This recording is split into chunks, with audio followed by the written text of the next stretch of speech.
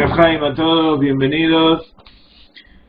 Shavua Tov, que empiecen una hermosa semana llena de alegría, que todos estemos juntos y que podamos disfrutar este mes de Adar. Cuando empieza Adar, comienza la alegría, aumentamos en alegría. ¿Qué aumentamos?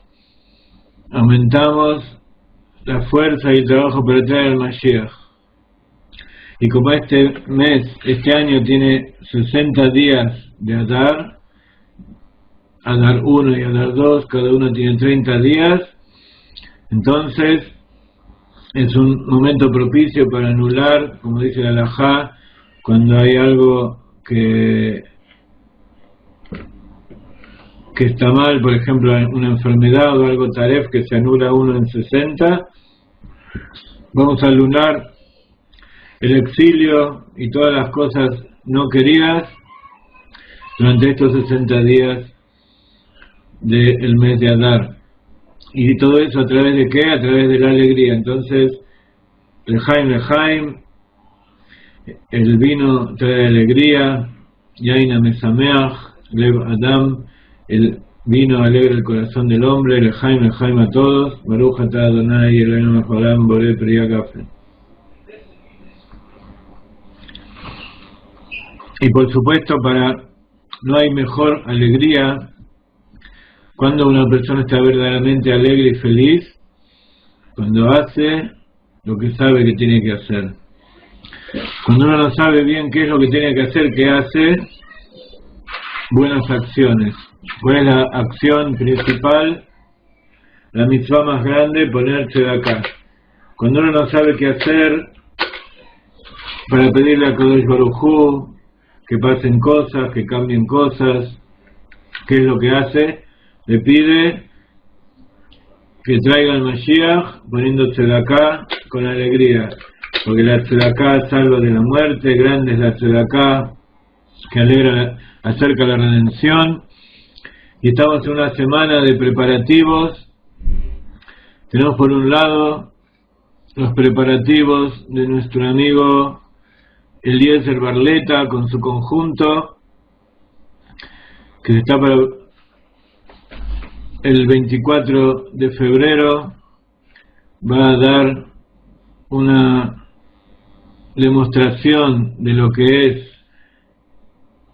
traer las luces del Olam HaTov, las luces tremendas del mundo del caos dentro de Keilim de Tikkun, dentro de recipientes del mundo del refinamiento, de la reparación. Como siempre decimos, Tikkun, Lashon Amtaká, Amtaká quiere decir endulzar. No hay reparación, sino es a través de palabras dulces, de actos de bondad que alegran el corazón. Vamos a traer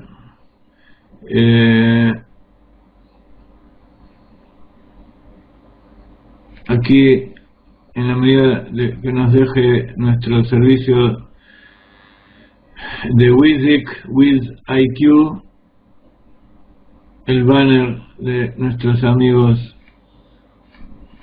Barleta y compañía. Bueno, salió medio chueco, no sé qué es lo que pasa aquí. Vamos a tratar de traer algo mejor.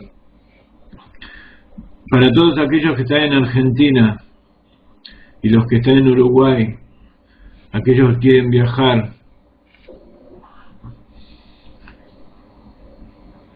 los invitamos entonces a participar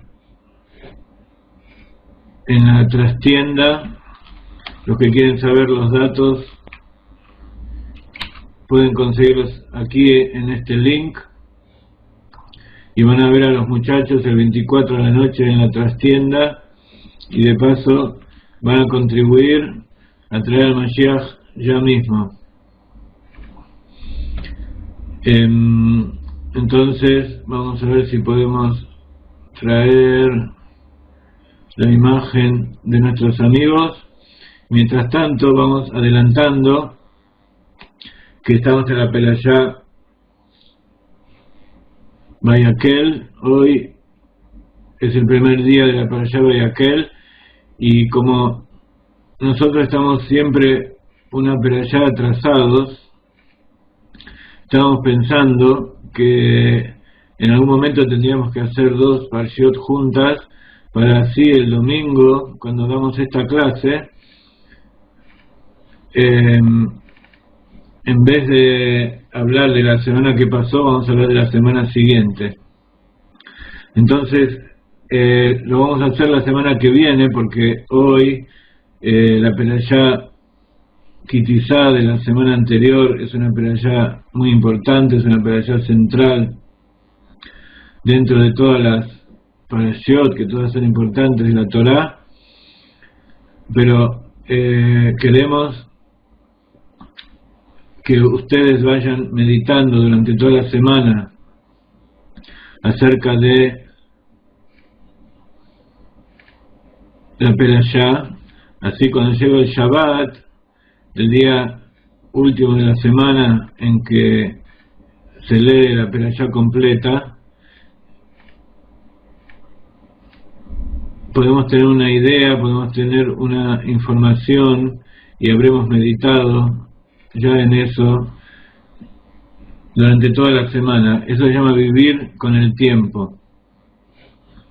Muy bien, entonces esta es una de las cosas importantes que pasan esta semana, y por supuesto no tenemos que olvidar que este domingo tenemos el tercer seminario en México. Ya por supuesto hay muchas personas inscriptas, y si ustedes tienen amigos en México, si no están en ese país, los invitamos de todas maneras a anunciarles a todas las personas que tienen que allegarse, tienen que ir a nuestro seminario, porque es una de las preparaciones para el seminario importante que estamos preparando cuando el Rav Ginsburg va a llegar a México. Entonces, ahora vamos a poner el banner, y los que quieren más información entran a nuestra página. Ahora les voy a poner el link donde ustedes van a poder recibir información, por supuesto, para reservar y para cualquier consulta van a escribir a la dirección que hemos puesto aquí. Hemos puesto en esta página, en nuestro web, también el link de el mapa para aquellos que se quieran llegar. Pero como ya les digo, tiene que ir todo el mundo, no puede quedar nadie afuera, todos tienen que colaborar, y por supuesto va a haber transmisión en directo para las personas de otros países, así que a prepararse. Acá ven una foto de la gente que estuvo en el seminario anterior. Hubo 74 personas y hubo algunas personas que no pudieron ingresar, les pedimos disculpas, pero si se inscriben lo más pronto posible, entonces vamos a poder organizar con tiempo para que en caso de que haya más gente que pueda entrar en el salón, se pueda hacer otro turno. Entonces les pedimos por favor a todos aquellos que están interesados que ya se pongan en contacto, reserven el lugar. Muy bien, en la presentación de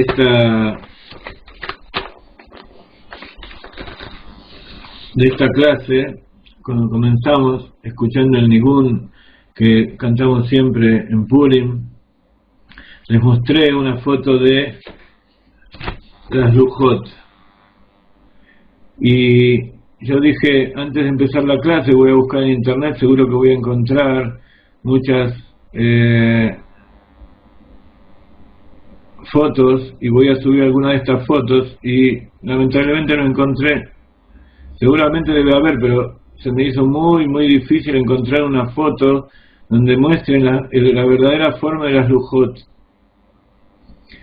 Las Lujot, como habla de la Perashá esta semana, y así explican los sabios de la Gemara, eran cuadradas, eran 2 tablas, 2 piedras, que tenían 6 tfajim por 6 tfajim por 3, 6 por 6 por 3. Eso significa que eran de unos 60 centímetros de ancho, 60 centímetros de largo y 30 centímetros de profundidad. Entonces, se imaginan piedras de ese tamaño, 2 piedras como esa, para sostenerlas había que ser una persona bastante fornida.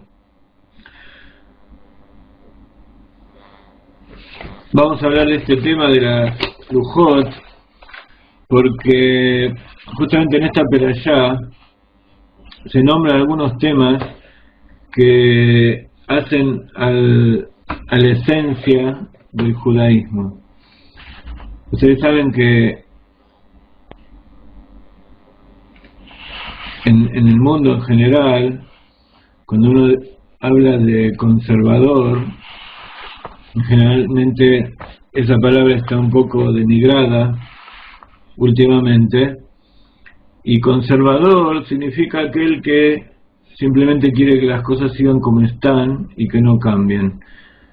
Conservar lo que se obtuvo, y como es un término político, a veces se lo considera de una manera bastante peyorativa. Pero sin embargo, el judaísmo, como está interincluido de todas las cualidades que corresponden, tiene por un lado esa característica de conservar la tradición, de seguir estrictamente lo que es la tradición, y por otro lado renovarse constantemente para poder vivir con el tiempo, para poder ver en esa tradición cómo se manifiesta en cada uno y uno de los aspectos de la realidad moderna.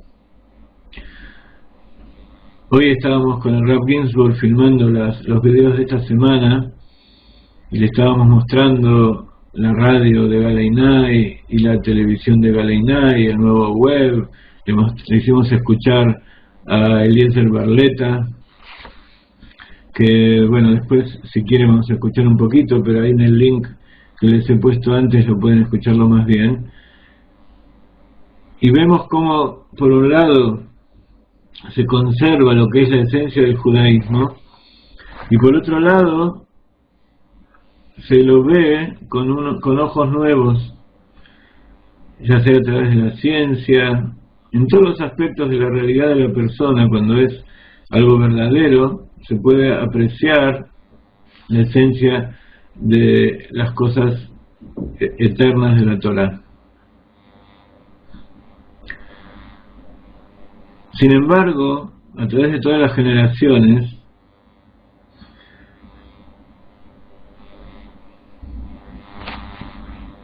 los pueblos de las naciones se empeñaron en redondear esas puntas de las tablas de la ley.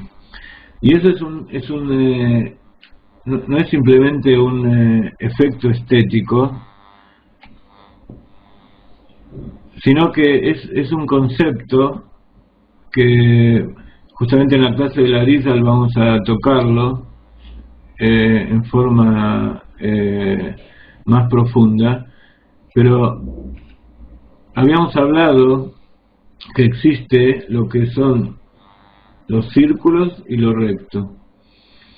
Los círculos tienen que ver con la naturaleza, con los ciclos fijos que rigen todo el universo material, y es el ámbito en que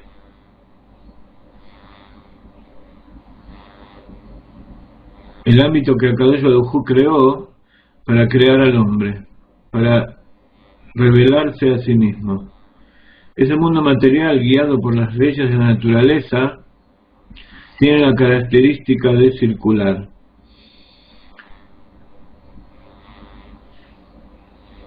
En cambio, cuando uno habla de lo que es la característica de una persona, se dice, esta es una persona recta. ¿Qué significa una persona recta?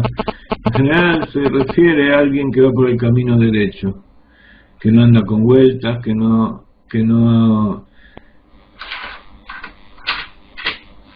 tiene doble sentido, que no dice una cosa y piensa otra. Todas esas cosas, andar con vueltas en general significa engañar o demorar. En cambio, rectitud tiene que ver con la verdad, con lo derecho.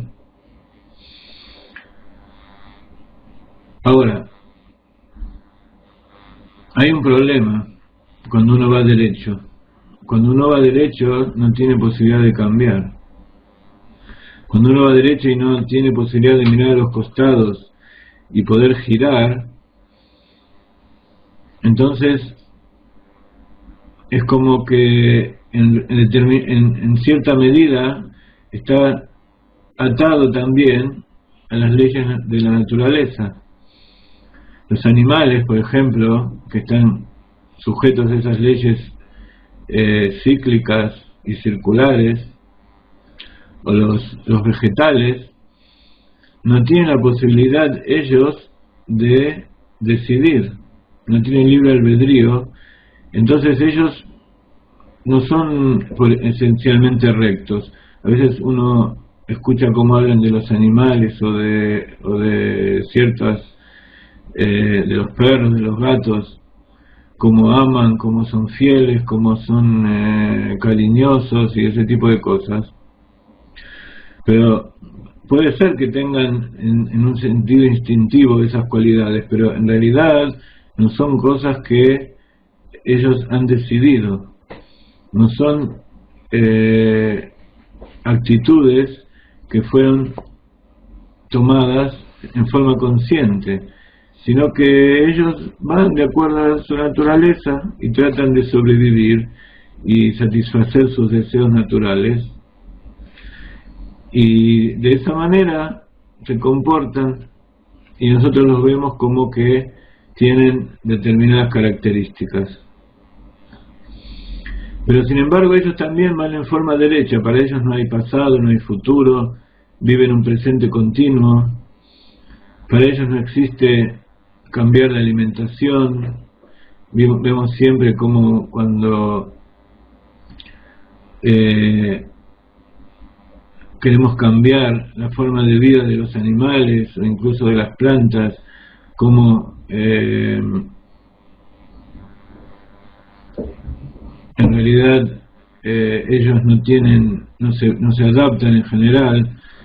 Hay un tema que hay que tomarlo con cuidado, pero hace poco vimos cómo se quemaron todos los árboles que había en el Monte Carmel. Y entonces surgió la cuestión si todos esos millones de árboles que se quemaron tenían que ser reemplazados.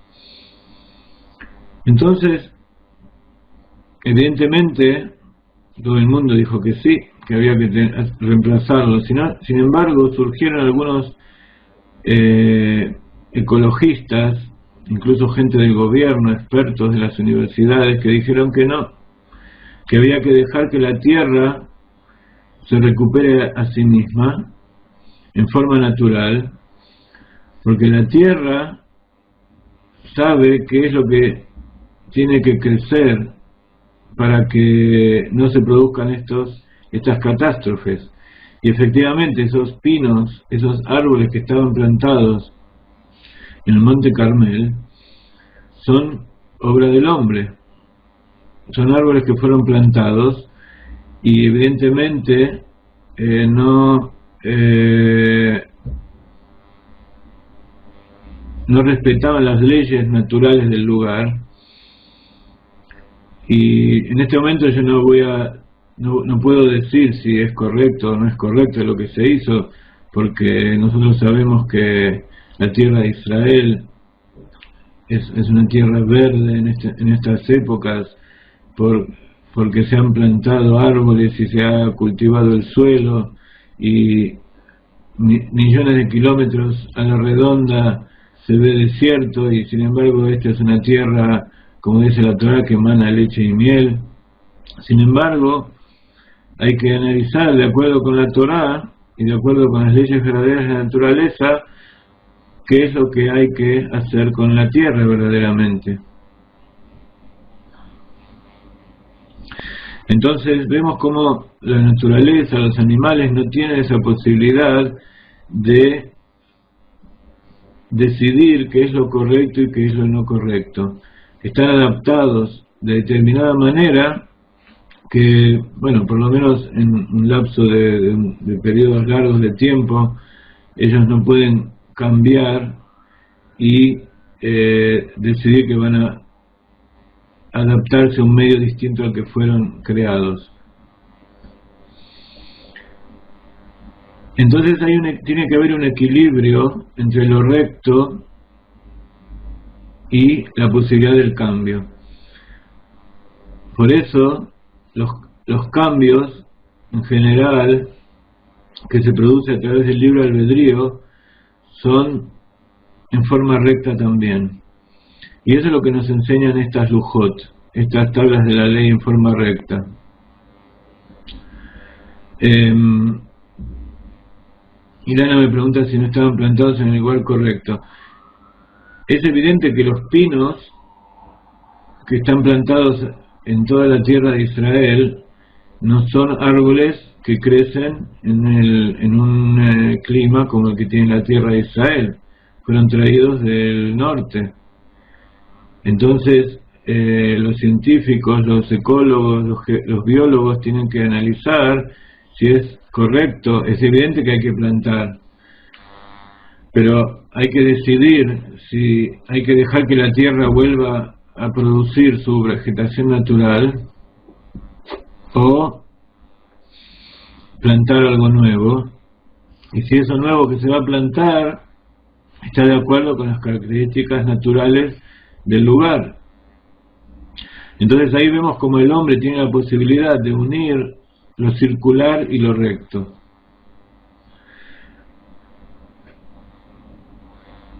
En el momento que la persona decide, tiene que decidir por derecha o por izquierda. Entonces, esas puntas que tienen las tablas de la ley nos indican que existe la posibilidad de decidir y que tenemos que decidir en general entre dos posibilidades. Así funciona, por ejemplo, la mente de una computadora, 0 o 1. Para la computadora no existen muchas posibilidades, solamente aquí izquierda o derecha, 0 o 1, positivo o negativo, hay o no hay. Y así a través de infinitas operaciones de todo o nada, de 0 o 1, se llega a tomar distintas decisiones que tienen infinitos matices, pero todo está manejado en ese principio de ser o no ser. Y ese es el mensaje de las Lujot. Entonces,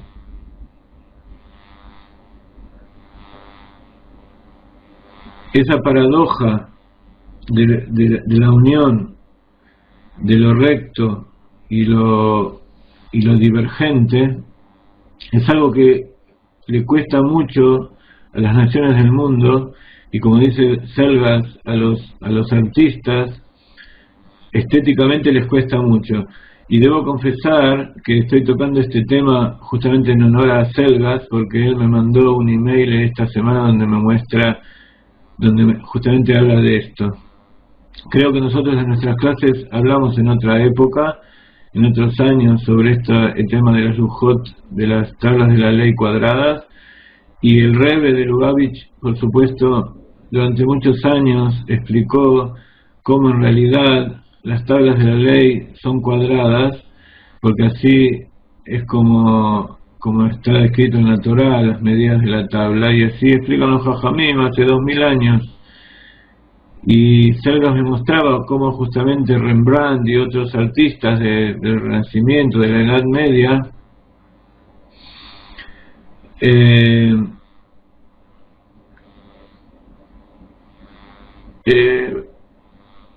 ellos estéticamente puede ser que no tenían una intención de producir un efecto sobre la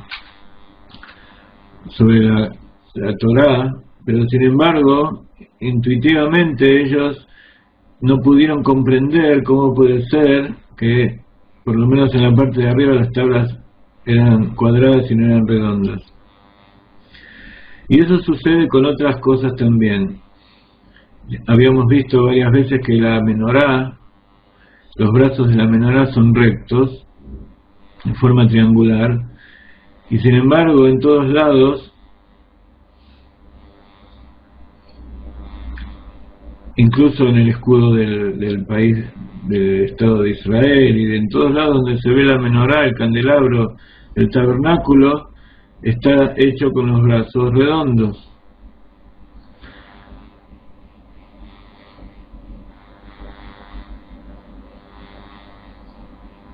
Entonces, en esta semana también, todas estas semanas que hablamos de los adminículos que hay en el Mishkan del desierto, y por supuesto después fueron trasladados al Beit HaMikdash, nosotros vemos cómo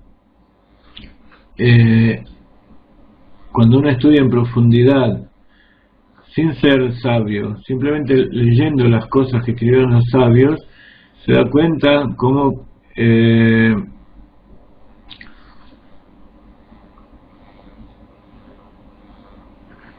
hay un montón de cosas que fueron deformadas a través de los años del exilio, y sin embargo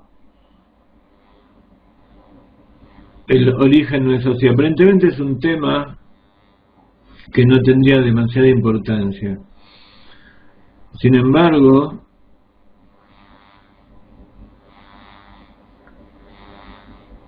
vemos cómo eso también se influenció a los sabios de Israel, porque incluso en la mayoría de los Betacneset las tablas de la ley tienen la forma redondeada arriba, y también la menorá tiene una forma redondeada,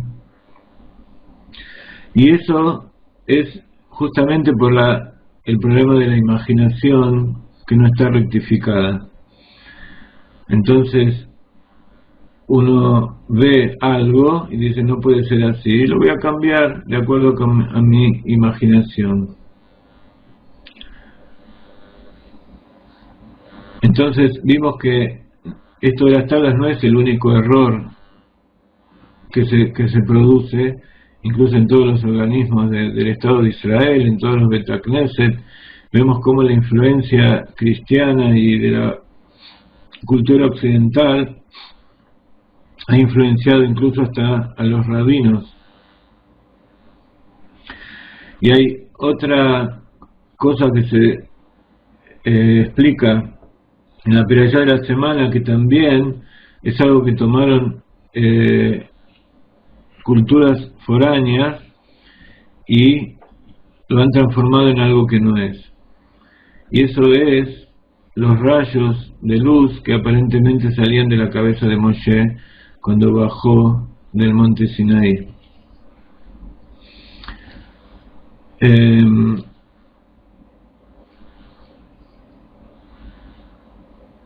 Cuando se explica, después vamos a tratar de leerlo directamente de la Torah como hacemos siempre, que cuando bajó Moshe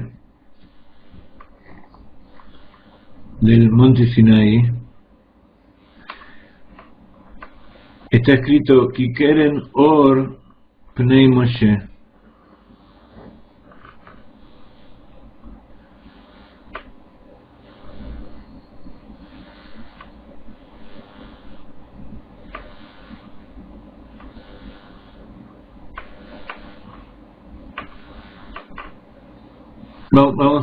Vamos a buscarlo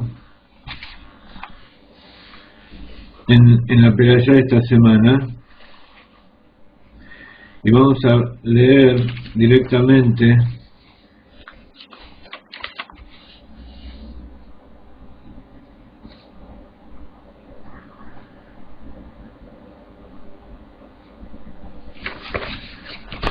vamos a ver dónde está el error. Pero el tema es que eso hizo que muchas veces se ilustre a Moshe mismo con rayos de luz, con rayos, o alguno puede ser que lo haya puesto con cuernos, porque dice Keren, como rayos que salen de la cara de Moshe. Y sin embargo no es esa la idea que trae la Torá.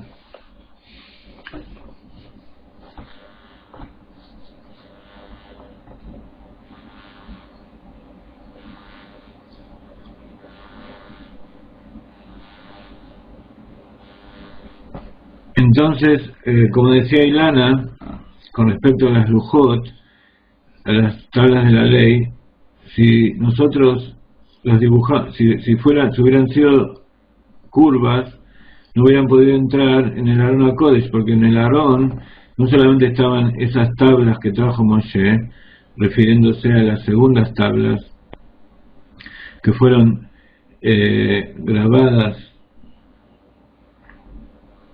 fueron realizadas por Moshe, a diferencia de las primeras que fueron hechas directamente por Akadosh Baruj Hu. En el arca, dentro del arca, estaban también los restos de las tablas de la ley que rompió primero, las primeras tablas que rompió Moshe, y también estaba la Torá, el rollo de la Torá, o está mejor dicho, que escribió Moshe y fue puesto allí adentro para el resto de las generaciones.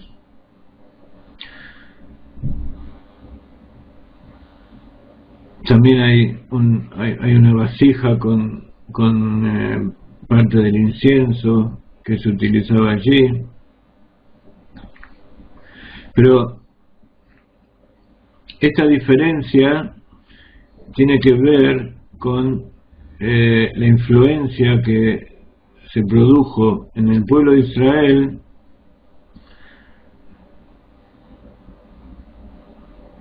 y a pesar de que siempre yo respeto la opinión de Selgas, en realidad todo se puede arreglar. Una de las expresiones de los Rebbeim de Chabad, del Rebbe Rashab, es que nada está perdido. Todo lo que uno vivió, todo lo que uno realizó en su vida tiene un motivo, y todas las cosas que pasaron durante todas estas generaciones también tienen un motivo. Y todo esto no se lo podemos achacar a una persona o a un artista que realizó eso, sino que la confusión proviene justamente de ese primer pecado, el pecado de Adam Rishon. Este pecado de Adam Rishon, donde Adam decidió realizar algo que no fue ordenado por Akadosh Baruj Hu, a pesar de que tenía una pequeña que era una pequeña variación que aparentemente no tendría por qué haber producido un efecto tan terrible. Sin embargo, es una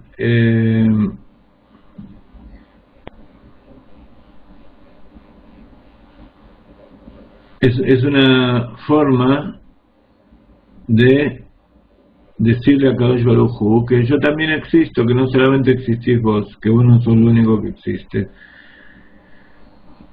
Y algo que se puede comparar después, pasadas las generaciones, con este tema de Adam Rishon, es justamente el pecado que cuenta la perashá de la semana de la perashá Kitizá, que es el pecado del becerro de oro. Entonces,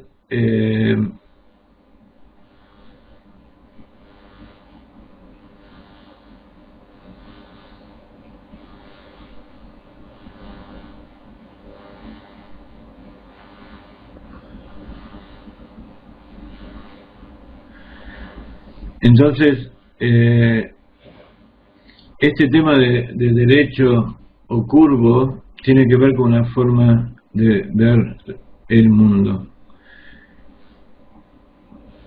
Hay una forma de ver el mundo en forma redondeada y una forma de verla en forma derecha.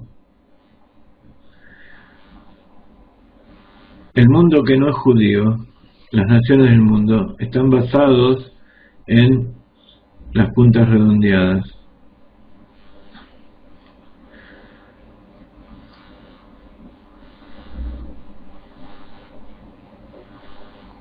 ¿Cuál es la diferencia con respecto a la cultura en general entre las naciones del mundo y el judaísmo? Nosotros vimos cómo las naciones del mundo trajeron todo tipo de conocimientos acerca de la naturaleza, las ciencias naturales, las ciencias exactas, todo el avance tecnológico que viene del estudio de la materia, del mundo natural en que vivimos. Y todo eso es porque la mente no judía tiene una inclinación por ocuparse de las cosas de la naturaleza y que todo sea de acuerdo a cómo es la naturaleza. Incluso ahora vemos como hay muchas organizaciones que luchan por hacer que las cosas sean más ecológicas. Por supuesto, todo eso tiene una muy buena intención, pero vemos como muchas de esas instituciones, si no la mayoría, de repente, para poder hacer que la naturaleza vuelva a ser lo que era, para respetar la naturaleza, denigran al hombre, como que quieren más a los animales y quieren más a la naturaleza que al hombre. Y eso es justamente contrario a lo que quiere Akadosh Baruj Hu. Akadosh Baruj Hu no es que no quiere a los animales, pero la perla, la pniná de toda la creación, la piedra preciosa de toda la creación, es el hombre. Entonces, nosotros que somos ese hombre, en vez de orgullo y gavá y todas las cualidades malas que puede producir sentirse lo mejor y lo más alto de la creación, al contrario, tenemos que cuidar a la creación, que ese es el objetivo de Adam Rishon, y también cuidar a nosotros, que nosotros somos parte de esa creación.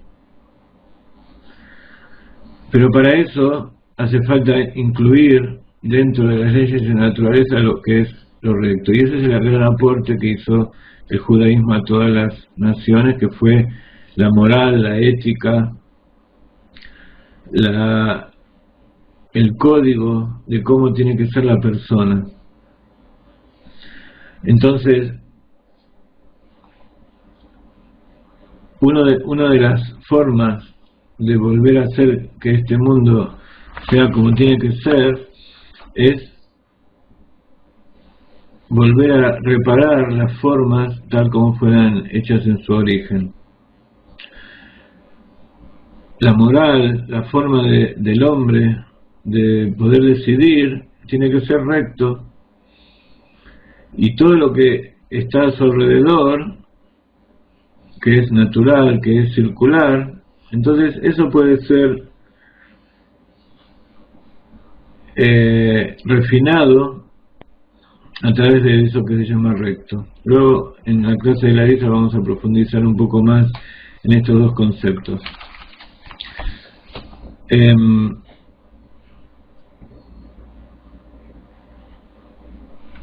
Vamos a escuchar otro nigún de Hanukkah y vamos luego a continuar con de Purim, no de Hanukkah, y vamos a continuar con nuestra perashá de la semana.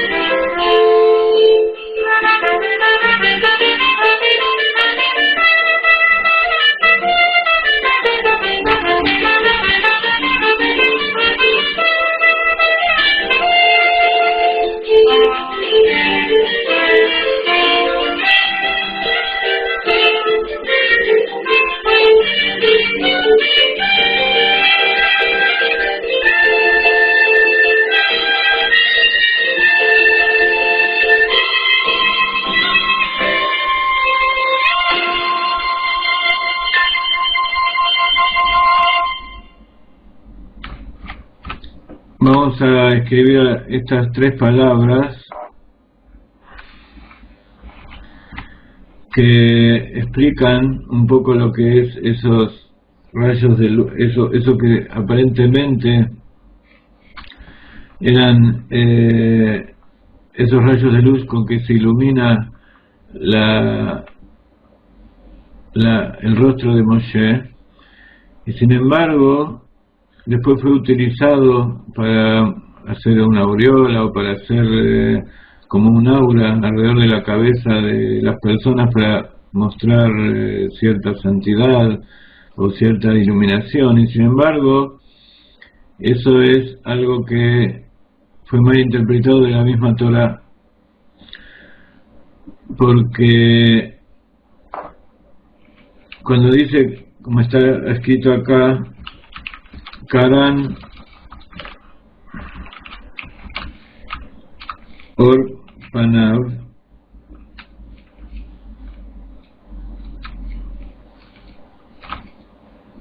eso es en la Perashá Kitizá,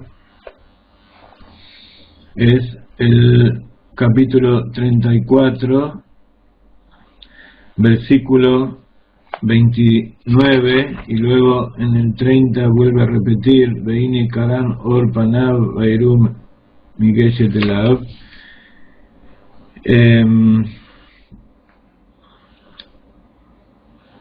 Los versículos 29 y 30 hablan justamente de este fenómeno que le sucedió a Moshe, y que no es referido a la luz, no fueron rayos de luz, porque como ustedes ven aquí, Karan, Keren, puede ser interpretado como rayo o como cuerno, tiene varias interpretaciones, pero Or, aquí está escrito Ain Bav Reish en la Torah, y Ain Bav Reish, Panav es el rostro, Keren es un rayo o un cuerno, Or significa piel.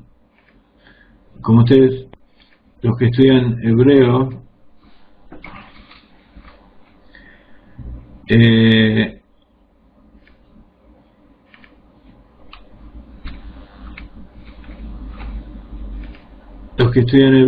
seguramente van a ver la diferencia de Or con Ain y Or con Aleph. La palabra luz se escribe con Aleph, en cambio esto quiere decir luz. En cambio Or, quién sabe lo que es. Los que saben hebreo que viven en Israel no lo digan, pero ¿qué significa la palabra Or con Ain?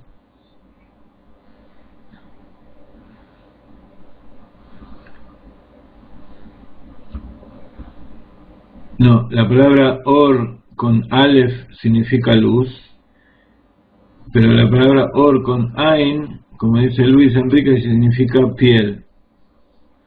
Keren significa rayo, porque por eso acá dice Karan, que ahora vamos a ver lo que significa. Karan Or Panav, Karan Or Panav, Karan es de Keren, que puede ser rayo o puede ser cuerno. Entonces lo que está diciendo aquí es que sucedió un fenómeno en la piel del rostro de Moshe, que no tiene que ver con la luz, sino que aparentemente salían como cuernos de la piel del rostro. Tampoco está escrito de la cabeza, sino que era de la piel de la cabeza de Moshe. Y vamos a ver lo que dicen los comentaristas. Esto que estamos leyendo sucedió después que el pueblo de Israel cometió el pecado del becerro de oro, del cual hablamos muchas veces y en distintas parshiot. Este pecado del becerro de oro produjo que, como habíamos dicho, que la Shejinah, que la presencia divina que se había escapado de la tierra, se había salido de la tierra,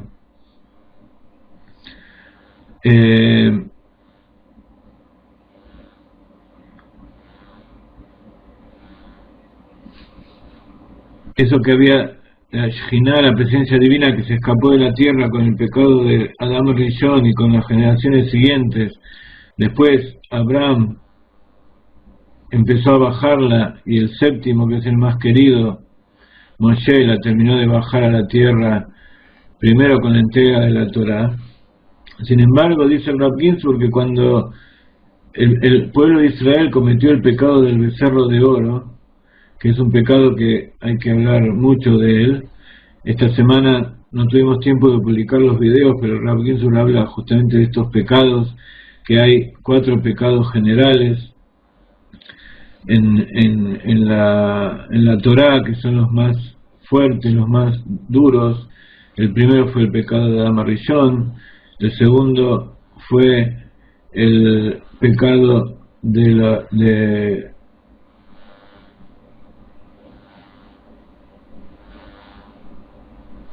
fue el pecado de Caín y Abel.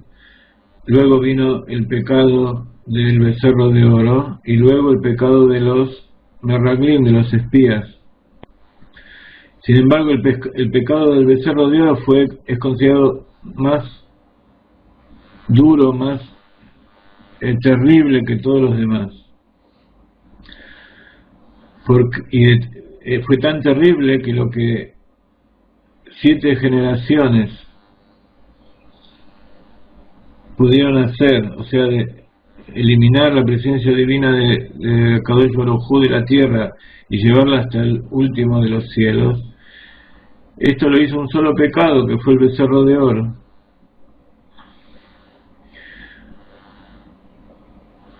Y entonces tuvo que venir Moshe Rabbeinu y pedir por el pueblo de Israel, porque Kadosh Baruj Hu quería borrar al pueblo y comenzar un nuevo pueblo solo de Moshe. Y él le dijo, si vas a eliminar a este pueblo, entonces bórrame a mí de tu libro, que eso lo hablamos en la pelea anterior. Y entonces, cuando Kadosh Baruj Hu vio que el pueblo estaba pecando con el becerro de oro, le dijo a Moshe, baja y mira lo que está haciendo este pueblo, lo voy a eliminar y voy a hacer un pueblo de ti. Y él le dijo, no. Entonces bajó y tomó esas primeras tablas y las destruyó.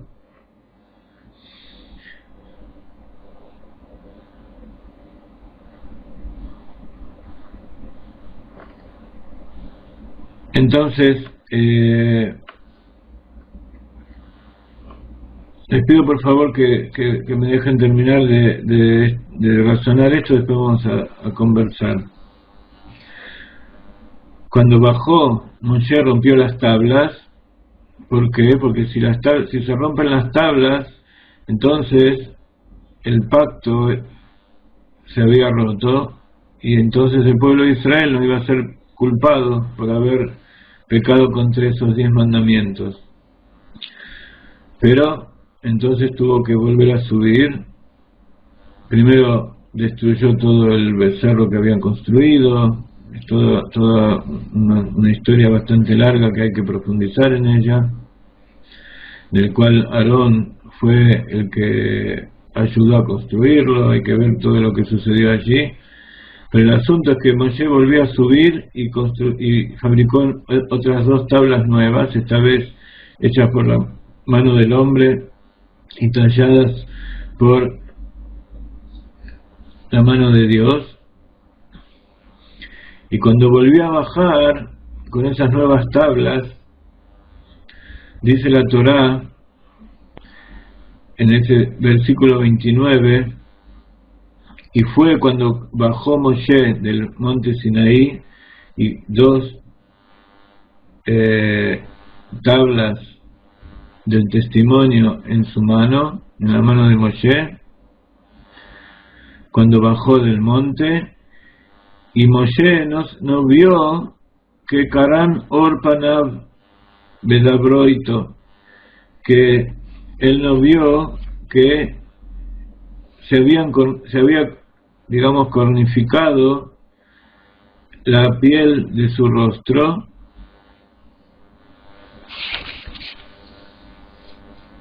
y hablaron de él.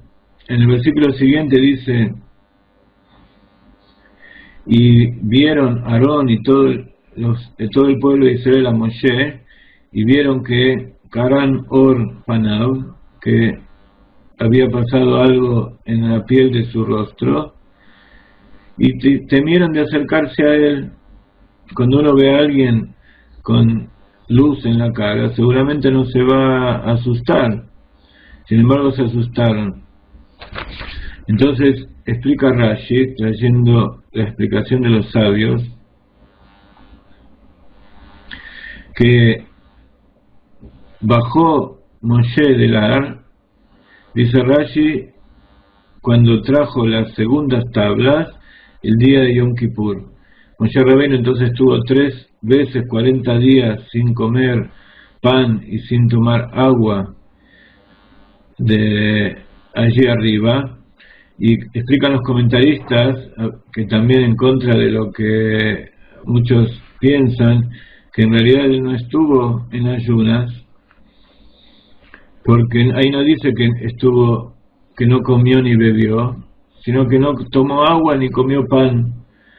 Pero dicen los comentaristas que, como está escrito en la Torá, que no solo de pan vive el hombre, sino de todo lo que sale de la boca de Dios. Él se alimentó allí arriba de las palabras de Dios. Entonces dice que cuando bajó Moshe, trajo las tablas de la ley en las manos, y era el día de Yom Kippur. Dice Rashi Kikaran, dice, esto es de la palabra Karnaim, que son cuernos,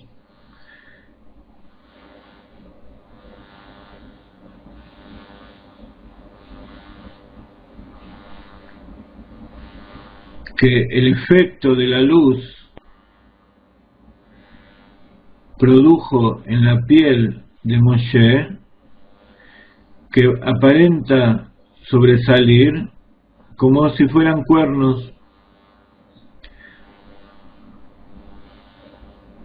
Y pregunta Rashi, ¿y de dónde ameritó Moshe estos cuernos de gloria? Dijeron los sabios,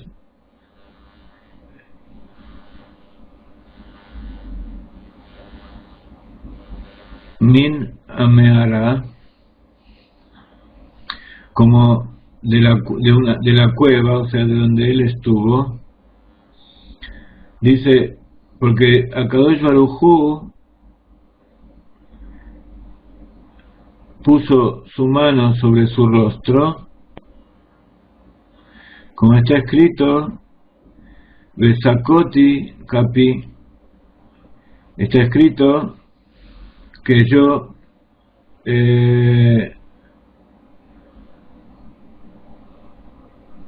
puse la palma de mi mano sobre el rostro de Moshe. Entonces vemos que en realidad no eran cuernos y tampoco eran rayos de luz, sino que la mano de Dios que se apoyó sobre el rostro de Moshe produjo un efecto en la piel de su rostro que daba la impresión de como un resplandor, un reflejo, que los Jajamim lo llaman Hod. Hod es la gloria.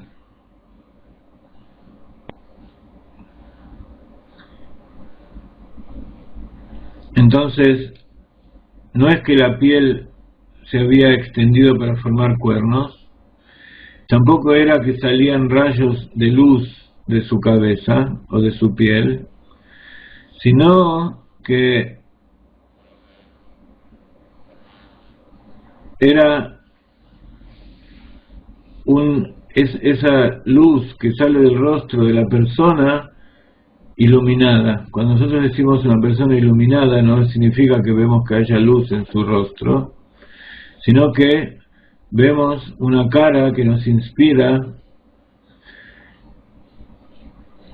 por un lado, temor, y por otro lado, nos inspira que lo reverenciemos, que le dediquemos honor. Esto que es tan difícil de explicar es así, porque en realidad no es un efecto material, no es un efecto físico lo que se vio, y tiene mucho que ver, por eso muchas personas dicen que ven el aura de las personas, o ven una energía que sale del cuerpo de las personas, pero el ser humano como tal no tiene capacidad de ver físicamente con sus ojos esas radiaciones que son espirituales. Son cosas que el alma entiende, que está por encima del entendimiento, está en el inconsciente, y que pueden ser percibidos por una persona sensible. Así como el pueblo de Israel estaba sensibilizado en ese momento, nosotros vimos cómo, cuando escuchamos el Nigún de Jacob, cómo Jacob preparó las almas del pueblo de Israel en aquellas ovejas para que después pueda recibir la Torá. ¿Qué significa recibir la Torá? Recibir la Torá no significa simplemente ser personas sumisas que reciban una orden y la cumplan, sino que tienen que ser personas sensibilizadas espiritualmente para percibir lo que los ojos no ven. Incluso después del pecado del becerro de oro, que esa es la explicación del versículo 30 que leímos después, que el pueblo, Aarón y el pueblo lo vieron a Moshe, y que surgía ese efecto desde del rollo, del rostro de Moshe, y temieron de acercarse a él. Explica Rashi qué significa que temieron de acercarse a él. Dice: vengan y miren qué grande es la fuerza del pecado, que hasta que no sacaron sus manos del pecado, o sea, hasta que no dejaron de pecar, recién cuando dejaron de pecar, vieron la esencia, como está escrito: Umare kevod Hashem que es ojelet berosh aar.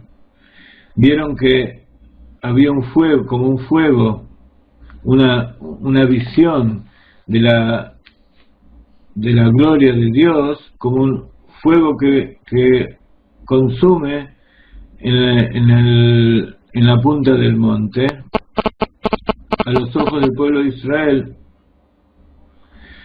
En el momento que ellos vieron eso, cuando recibieron la Torá, ellos no temieron.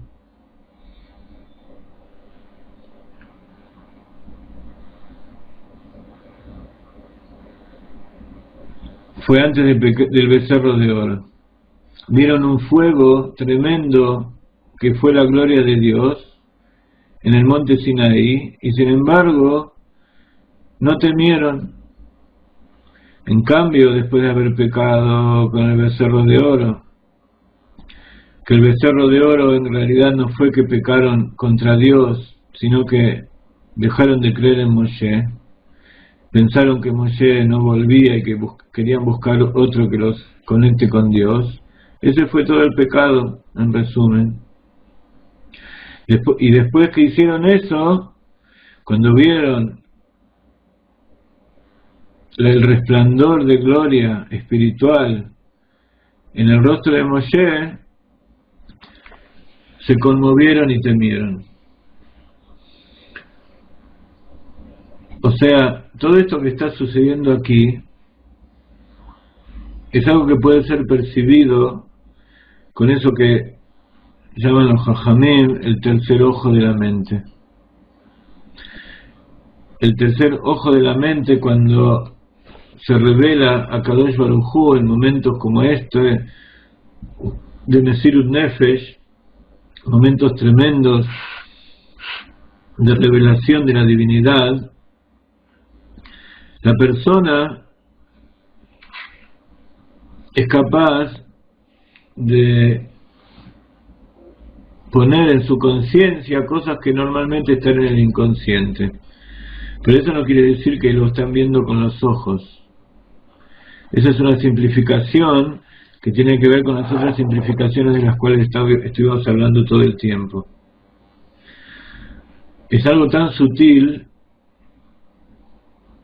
que necesita mucho tiempo de meditación, y por supuesto no alcanza esta clase para poder completar la explicación, pero de todas maneras esto tiene que ver con redondear las puntas de las tablas. Los seres humanos como tal necesitamos comparar aquellas cosas que no podemos explicar con las cosas de la naturaleza. Aquello que es derecho, aquello que es la revelación directa de la divinidad, aquello que es el libre albedrío del hombre, aquello que diferencia al hombre del resto de la creación. Si nosotros lo comparamos con las cosas materiales, los estamos haciendo natural. La naturaleza es redonda. Entonces, eso recto, que es el libre albedrío, que tiene que ver con el Orakav, esa rectitud de la luz infinita que se revela dentro del vacío, es una revelación, es esa decisión que uno toma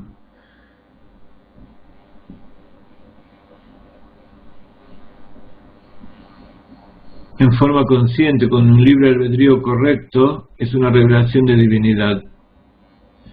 Y eso es recto, eso es algo derecho, es un rayo de luz que tiene que ver con esa línea, esa cuerda que une al alma con el Kadosh Baruj Hu. Esa alma que está compuesta de 613 preceptos,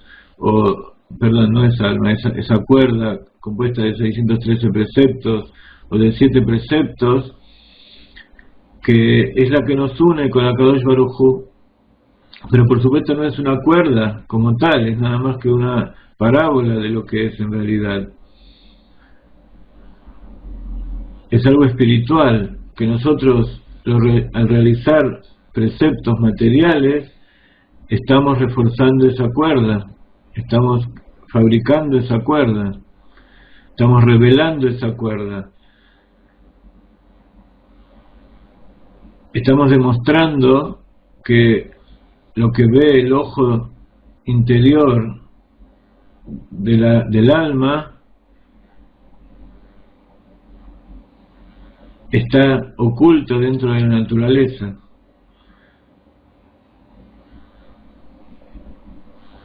Pero de momento que nosotros lo materializamos, le damos una forma y utilizamos cosas espirituales, o queremos comprender cosas espirituales utilizando conceptos materiales, entonces eso es el principio de la idolatría.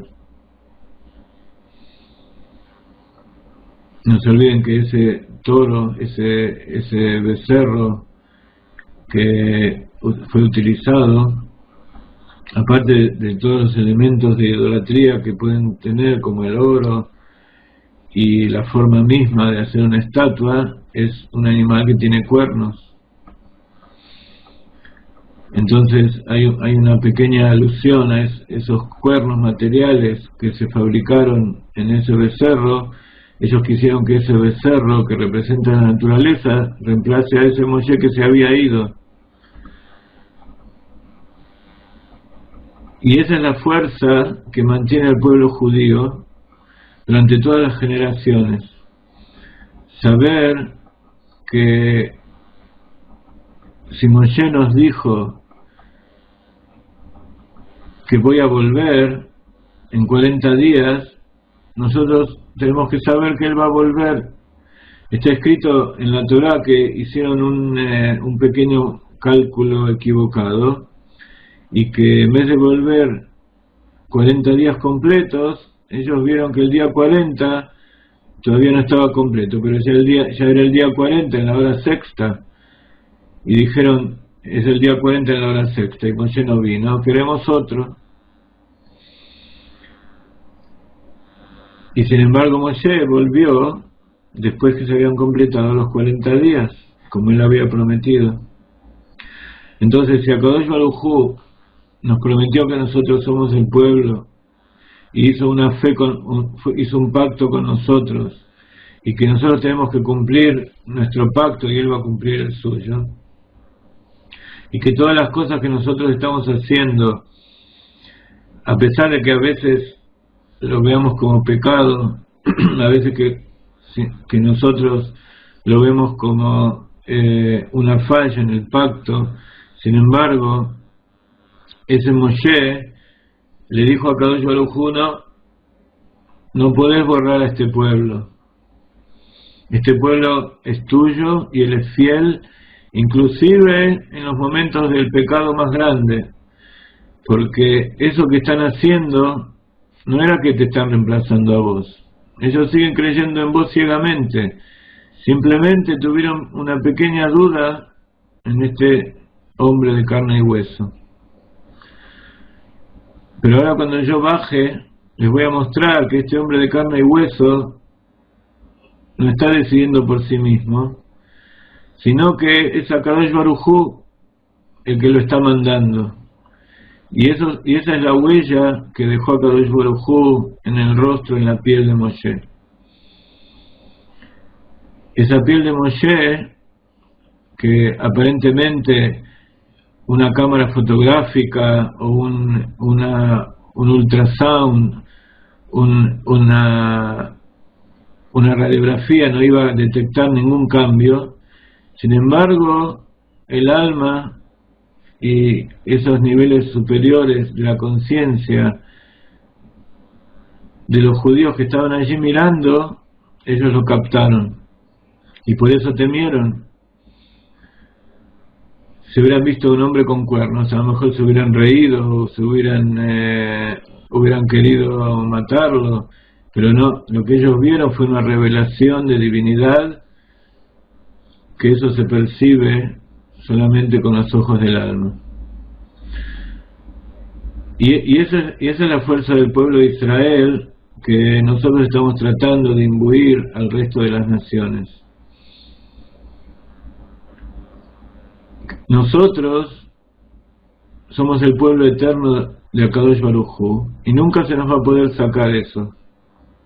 Incluso en los momentos más terribles del exilio, como está escrito que cuando fue destruido el templo, la Shejinah se fue con ellos. ¿Qué significa eso? Que la Shejinah, cuando fue destruido el templo por los enemigos de Israel, incluso por los pecados, esos pecados que hizo el pueblo de Israel, por los cuales se destruyó el templo, no ocasionaron que la presencia divina se vaya, sino al contrario, la presencia divina se fue al exilio con ellos. ¿Eso qué significa?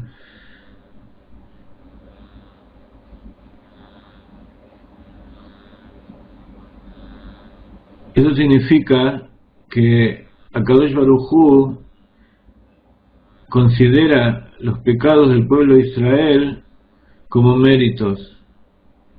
Eso es lo que significa que la Teshuvah hace que los pecados se transformen en méritos. ¿Por qué?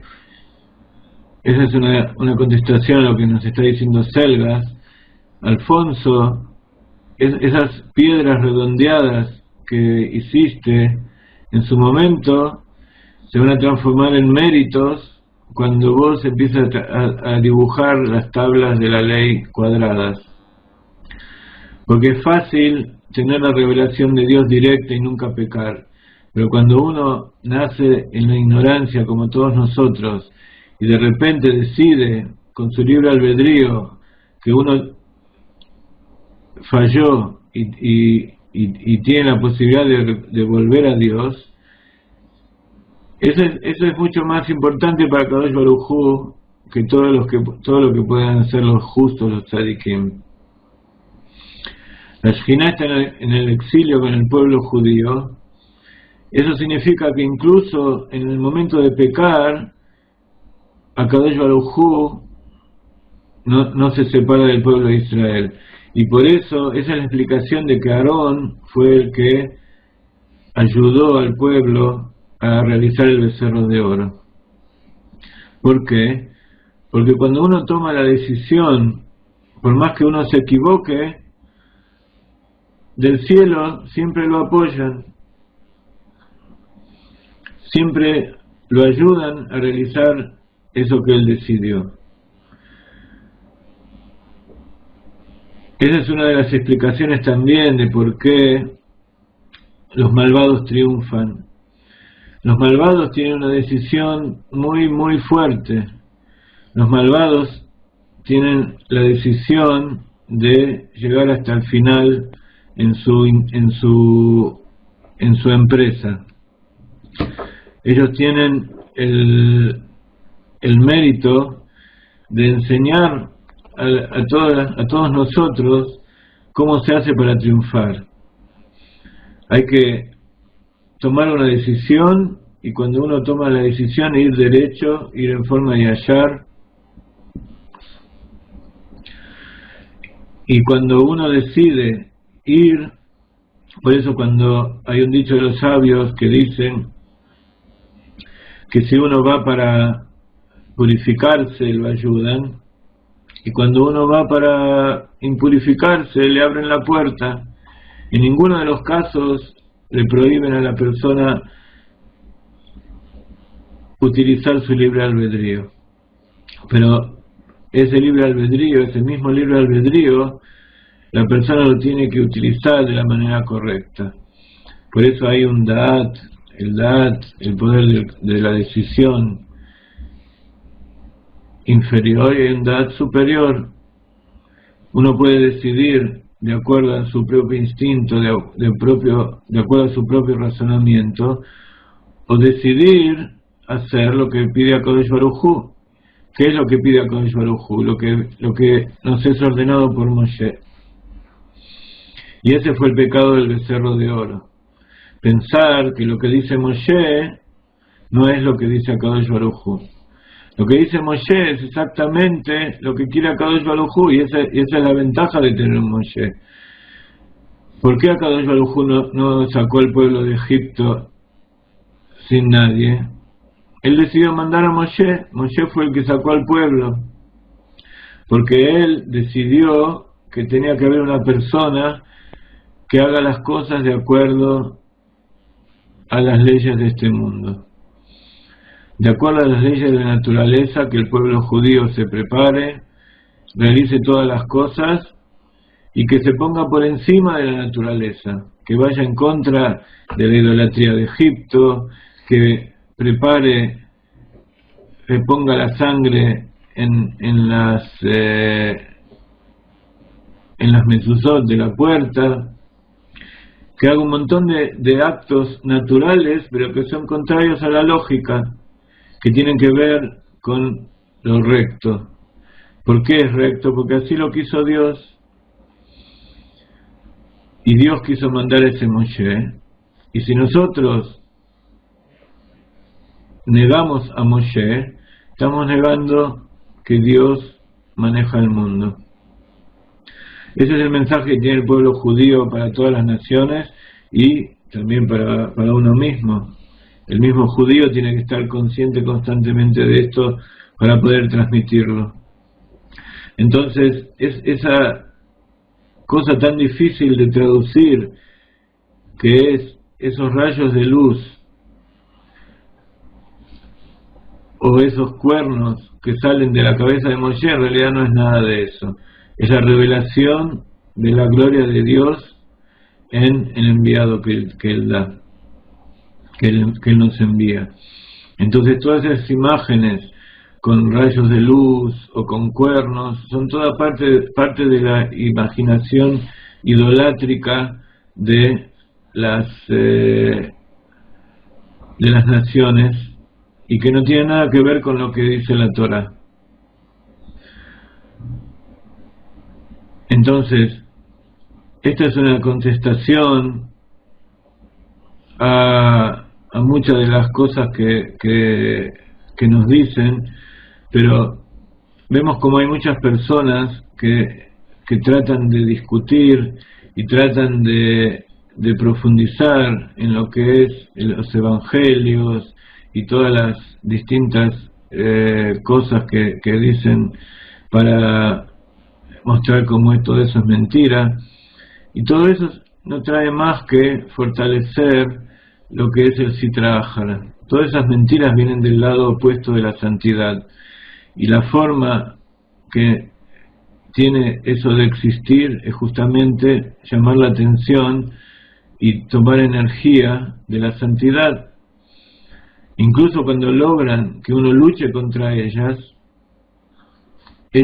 toman fuerza, porque de eso viven, de sentirse importantes, porque nosotros estamos luchando contra ellas. Sin embargo, lo que tenemos que hacer es revelar la luz que hay dentro de la Torá. Y una vez que nosotros revelamos la luz de la Torá, llevamos esa luz de Dios a todos lados, todas las mentiras caen por sí mismas, caen y se deshacen y terminan demostrando ser lo que son, nada más que una cáscara que cuando es separada del fruto se deshace y desaparece. Entonces yo invito a muchas de las personas que están luchando contra las naciones del mundo, contra los misioneros, contra los nazarenos, a hacer lo que dicen los sabios, que es la mejor forma de que todo eso deje de existir, es primero que deje de existir en nuestra mente y dentro de nosotros. O sea, no darles atención, no darles existencia. ¿A través de qué? Que nos concentramos en las palabras de la Torá. Explicamos exactamente lo que significan las palabras de la Torá, tanto en forma revelada como en forma oculta, a través del chat, de todos los niveles de la Torá. Esa es la forma que tenemos nosotros de revelar la presencia divina de Dios en este mundo. Entonces el pueblo judío y todos aquellos que ayudan al pueblo judío, incluso en los momentos en que caen, en que pasa, como dice el Rebbe en el Mamar Bati Legani, que siempre nombramos y que tiene que ver con todo esto, viene a mi jardín, dice, ¿qué es el pecado? Es un Ruach Shtut, es un pensamiento, un espíritu de estupidez que pasa por la mente. Es una negación, un ocultamiento de la verdad dentro de nuestra mente. Eso es el pecado. Entonces dice, ¿cómo se trabaja? ¿Cómo se lucha contra esto? ¿Cómo se lucha contra el espíritu de estupidez? Hay muchos que lloran y se torturan y se cuidan, que la yonará, que pecados, que sufrimientos. Dice el Rebbe anterior, y ese mensaje de la herencia que nos deja a todos nosotros en el Mamar Bati Legani, dice, el espíritu, ese pensamiento de estupidez que pasa por la cabeza de uno cuando peca, cuando deja de hacer la verdad, cuando deja de utilizar el libre albedrío verdadero, la única forma de repararlo es a través del Shtut de Kedusha. ¿Qué es el Shtut de Kedusha? ¿Qué es la estupidez o la locura de santidad? Así como uno peca por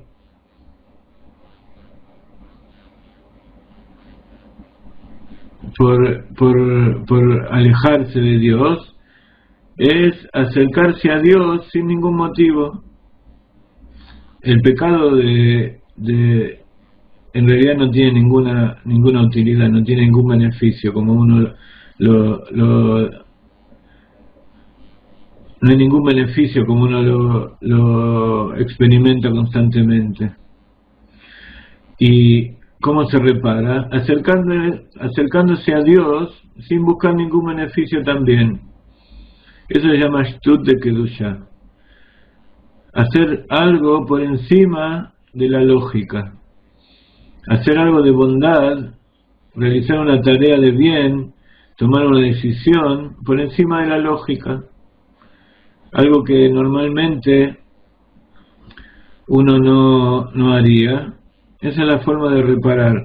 Y eso es aplicar el principio del Rambam, que cuando uno quiere alejarse del mal, uno no puede ir al centro. Cuando uno está a la izquierda,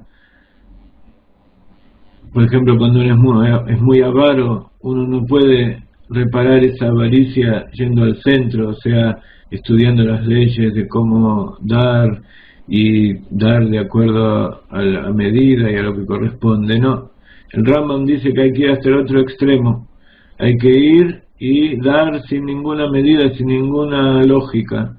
Entonces, a través de eso luego vamos a poder llegar al centro, y así con todas las cualidades del corazón, y así también con la mente. La mente es utilizada generalmente para justificar nuestros deseos naturales, para justificar toda la redondez del mundo. Si utilizamos la mente de repente para justificar a Kadosh Baruj Hu, para justificar, para comprender, para entender y para experimentar a Kadosh Baruj Hu, esa es la forma de refinar nuestra mente. Y luego vamos a poder llegar al intermedio de comprender también las cosas espirituales y también las cosas de la naturaleza. Cuando uno es una persona solamente espiritual, que piensa que tiene que estar constantemente conectado con lo espiritual, con Dios, en realidad no está conectado con nada. Está viviendo un mundo de ilusión.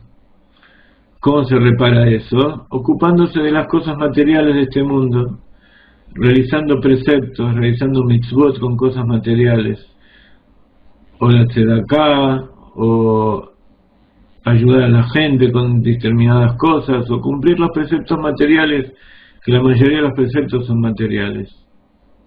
Esa es la forma de refinar este mundo. Y recién ahí, cuando la persona se conecta con el mundo material a través de la Torá, recién allí puede llegar a transformarse en una persona espiritual. Puede llegar a conectarse con lo material, con el ejemplo de justamente nuestro líder Moshe Rabbeinu, y ese Moshe Rabbeinu que está en cada generación y generación. Por eso Moshe Rabbeinu no nos abandona, sino que está dentro del líder de cada generación, que está con nosotros. Ese líder de la generación viene y nos dice: yo soy un ser humano como ustedes, pero todas las cosas que les estoy diciendo son cosas que me los está pidiendo que diga a Kadosh Baruj Hu. Yo por mi parte no tengo nada, yo no soy nadie. En cambio, a Kadosh Baruj Hu me está mandando esto para ustedes. Por eso Moshe Rabbeinu es llamado Ish Elohim, el hombre divino. Es un ser de carne y hueso, pero tiene dentro de sí esa alma conectada firmemente a lo alto, y por eso es el intermediario, es el Memutzá Mejaber, es el intermediario que conecta. Eso es un Sheliach, eso es el enviado verdadero. Y ese enviado verdadero revela frente a todas las personas esa chispa del Mashiach. Y en definitiva, todo este trabajo es para llegar a la época del Mashiach, en que ya no va a haber ni siquiera una duda de si hay que luchar o no hay que luchar. Cuando uno tiene afirmado dentro de sí a nivel de Hayá, a nivel de el pensamiento normal, el pensamiento correcto, el pensamiento firme, decidido, de cuál es el camino que va a seguir, así se revela el nivel de Yejidá. Y uno vive en constante estado de Mesirut Nefesh. Ahí es cuando se revela el nivel de Yejidá del alma, el nivel superior que está conectado con Akadosh Baruj Hu, y allí no hay bueno ni malo, ni hay blanco ni negro, ni hay puro ni impuro. Allá es todo uno, y es todo recto y verdadero, y allí no hay contradicciones, allá no hay paradojas. Ese es el mensaje de la Perashá Ki Tizá, que como ustedes vieron tomamos nada más que un par de psukim y salieron esmeraldas y diamantes y perlas. Como siempre, todas las cosas que yo digo no son cosas que salieron de mi cabeza, sino que son cosas que nos trae el Rebbe, nos trae el Rav Ginsburg y todos los líderes de las generaciones de todas las épocas, todos los sabios que transmitieron esa Torá desde el principio de los tiempos. Y eso es lo que nos trae la alegría, esa alegría de saber que ese Ahashverosh, ese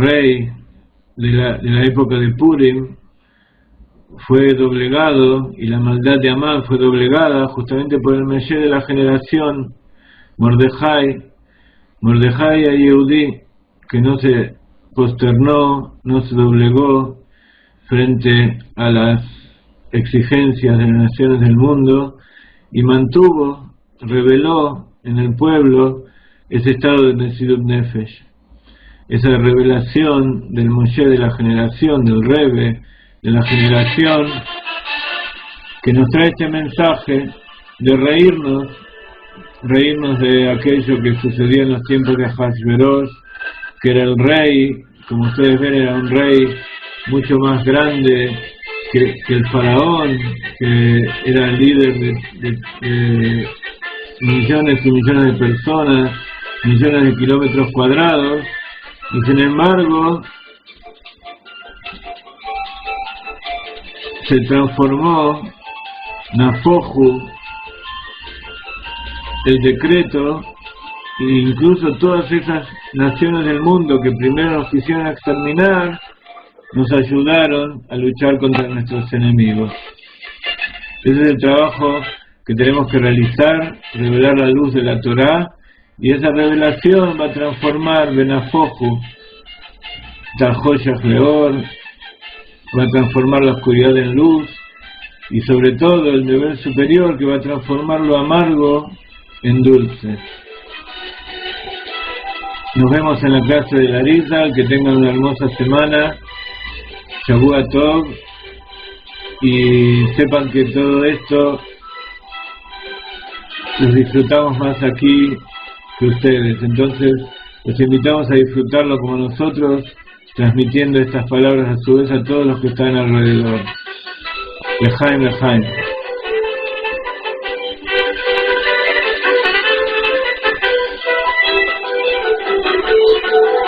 שבע וסימוני המדינה ויהי אחשוורוש הוא אחשוורוש ויהי בימי אחשוורוש הוא אחשוורוש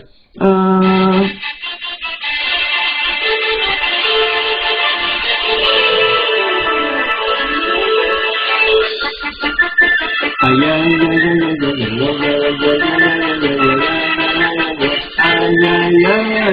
ay, ay,